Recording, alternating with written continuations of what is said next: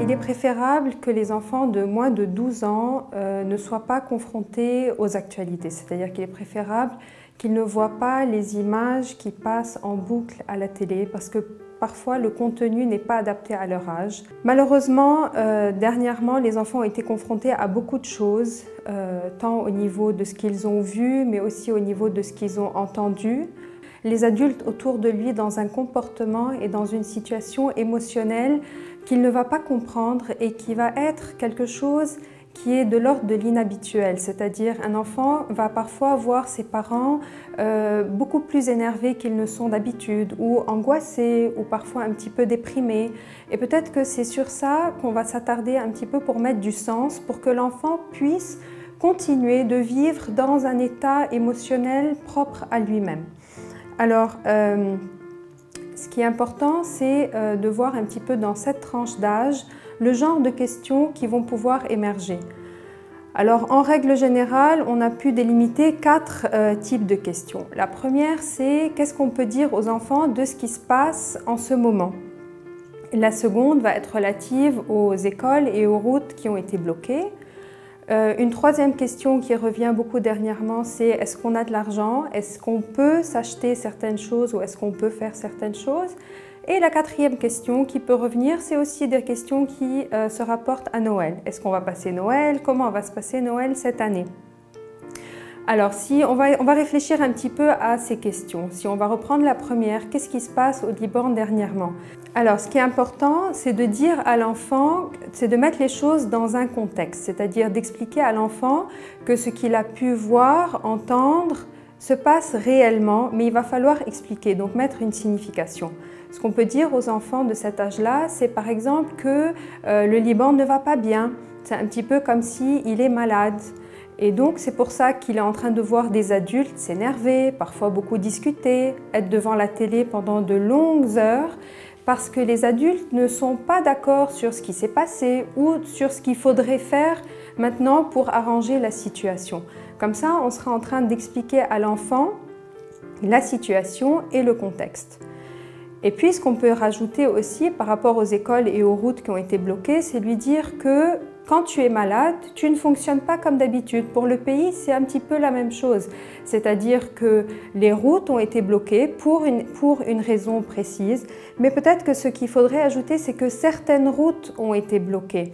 Pour ne pas que l'enfant généralise sa peur, ce n'est pas aller sur les routes qui est dangereux, ni aller à l'école. C'est juste qu'à un moment donné, certaines routes ont été fermées pour une raison précise que l'on connaît, mais que la situation est redevenue plus ou moins normale.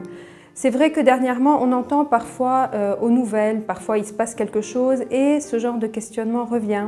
Est-ce que les routes vont être fermées? Est-ce qu'on va avoir école demain? C'est important de répondre à l'enfant que on sait ce qui est en train de se passer et que s'il y a besoin, on l'informera, mais en même temps de le sécuriser et de lui dire que pour l'instant, tout va se passer comme prévu. Pendant les vacances de Noël, il faut savoir que pour certains enfants, comme la durée des vacances va être approximativement la même que la durée de temps qu'ils ont passé à la maison pendant les événements qui ont eu lieu en octobre, certains enfants vont peut-être être angoissés et vont se poser des questions sur est-ce qu'on va rentrer à l'école après les vacances ou pas et quand est-ce qu'on va rentrer. C'est important de dire aux enfants que la date de la rentrée est prévue pour le 7 janvier et que si tout se passe sans imprévu, il rentrera le 7 et il retrouvera sa classe et ses amis. Alors un autre sujet que les enfants peuvent aborder aussi, ça va être la question de l'argent. Ils vont peut-être poser des questions par rapport à est-ce qu'on a de l'argent, est-ce qu'on peut se permettre d'acheter certaines choses. Il faut dire qu'ils ont vu les adultes de façon très sérieuse évoquer ces sujets et ils ont pu comprendre qu'il se passait quelque chose. Mais là, il faut quand même souligner que c'est important que l'enfant reste dans une position d'enfant, c'est-à-dire il faut qu'il comprenne que l'adulte est là pour lui-même gérer cette situation, mais l'adulte peut aussi lui dire qu'il va lui expliquer s'il a besoin de savoir certaines choses. Alors ce qu'on a, c'est que beaucoup de familles vont malheureusement être obligées probablement de modifier certaines choses dans leur façon de vivre. Et en général, ce sont des choses superflues qu'on va arrêter. Donc là, c'est important que l'enfant puisse quand même voir ses parents continuer à se faire plaisir pour que lui-même puisse se faire plaisir. C'est-à-dire que s'il voit maman qui continue d'aller chez le coiffeur, même si elle le fait moins régulièrement qu'avant, il va comprendre qu'il n'est pas dans une situation où il ne peut rien demander et où il ne peut rien vivre de ce qui peut lui faire plaisir. Une autre chose aussi qui est ajoutée par rapport à cette question, c'est que de nombreuses études ont montré que les personnes sont généralement beaucoup plus satisfaites et pour une plus longue durée de temps lorsqu'ils font des expériences nouvelles. C'est-à-dire que acheter quelque chose ne rend pas aussi heureux que vivre quelque chose et de pouvoir le partager. Donc là, on peut utiliser cette découverte en fait pour essayer de favoriser des moments de plaisir en famille. On peut par exemple faire des promenades dans des endroits qu'on ne connaît pas. On peut aussi jouer à des jeux de société en famille. On peut faire aussi une bûche de Noël, pourquoi pas, pour cette année. Alors là, on va aussi évoquer cette question de Noël. On a beaucoup entendu les adultes dire cette année Noël ne va pas être comme d'habitude, peut-être que cette année on ne va pas fêter Noël, ou en tout cas les enfants voient dans la rue et sentent que cette année les choses sont un petit peu différentes. Ce qui est important, c'est peut-être de dire à l'enfant que différent ne veut pas forcément dire moins bien. Et là, on peut faire comme un projet de famille pour Noël cette année et on peut dire les choses différemment. Alors, on pourrait dire par exemple que cette année, on va fêter un Noël spécial. Alors, par exemple, si on a l'habitude de passer la veillée de Noël chez Teta, on pourra continuer de le faire.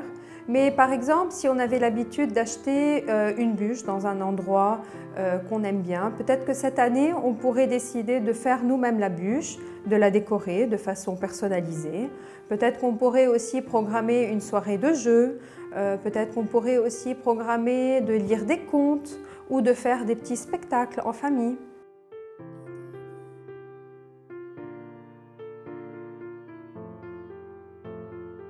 Alors un premier conseil que l'on pourrait donner, ce serait que les adultes se préparent avant de parler avec les enfants. Pour une première raison qui serait que l'adulte qui est trop angoissé, trop triste ou trop déprimé va transmettre cette émotion à l'enfant qui ne va pas savoir quoi en faire. C'est pour ça que c'est important que l'adulte lui-même se trouve dans une situation calme où il va être disponible pour parler, mais aussi pour écouter l'enfant. Alors, il ne faudra pas hésiter à discuter avec des personnes de l'entourage, que ce soit la famille, les amis, son mari, sa femme, pour soi-même se sentir dans un état où on se sent plus calme, où on a les idées plus claires. Une seconde chose que cela va permettre aussi, c'est de choisir des mots qui vont être simples et que l'enfant va pouvoir comprendre. Il n'a pas besoin de comprendre les détails, il a juste besoin d'avoir un sens qui va lui permettre de comprendre ce qu'il a vu. Alors choisir ces mots, c'est aussi choisir des mots qui ne vont pas entraîner des images angoissantes pour l'enfant. Par exemple, si je dis le mot guerre, ou le mot voyou, ou le mot méchant, l'enfant va probablement avoir des images violentes ou des images qui vont l'angoisser. Par contre, je peux dire la même chose en utilisant des mots comme conflit, comme des gens qui ne sont pas d'accord. L'enfant aura l'idée de ce qui se passe sans qu'il y ait un surplus d'émotions. Alors, il ne s'agit pas de modifier la réalité, mais plutôt de parler de façon réaliste avec l'enfant en utilisant des mots qu'il pourra intégrer. Ce qu'il faut savoir aussi, c'est que c'est important de se préparer pour pouvoir permettre à l'enfant d'avoir une ouverture, c'est-à-dire parler de façon optimiste, en lui permettant de pouvoir se projeter dans le futur, de parler de ce qu'il voudrait faire demain, la semaine prochaine ou l'année prochaine. Ce qui est important en tout cas de savoir, c'est que les adultes eux-mêmes sont en train de vivre des moments qui sont difficiles. Ils sont angoissés, ils ont pour la plupart des difficultés eux-mêmes à se projeter dans le futur. C'est pour ça que c'est très important de pouvoir se préparer pour permettre à l'enfant de ne pas être dans ce même état émotionnel qui peut être difficile à vivre. Et puis ce qu'on peut dire, c'est que si jamais l'enfant pose des questions à un moment où on n'est pas prêt, ce qui peut arriver, les enfants peuvent parfois poser des questions qu'ils trouvent difficiles à un moment où on est un petit peu occupé. Comme ça, ils sentent qu'ils ont posé la question et que ça peut passer. Alors là, ce qui est important de dire, c'est de lui dire « J'ai bien entendu ta question. Si tu veux, on en reparlera tout à l'heure quand on sera à la maison. » Comme ça, l'adulte peut avoir le temps déjà de préparer ce qu'il dira, mais en même temps, il est en train de dire à l'enfant que ce qu'il pose comme question a de la place, c'est-à-dire qu'il a le droit de le faire et qu'on va lui donner de l'importance puisqu'on va lui donner du temps. En conclusion, ce qu'on peut dire, c'est que on peut tout dire à un enfant et il pourra tout comprendre. Le plus important, c'est de le dire de façon à le maintenir dans un climat sécurisé, à lui expliquer avec des mots simples ce qu'il peut comprendre et de lui permettre de poser des questions pour qu'il puisse avancer avec nous.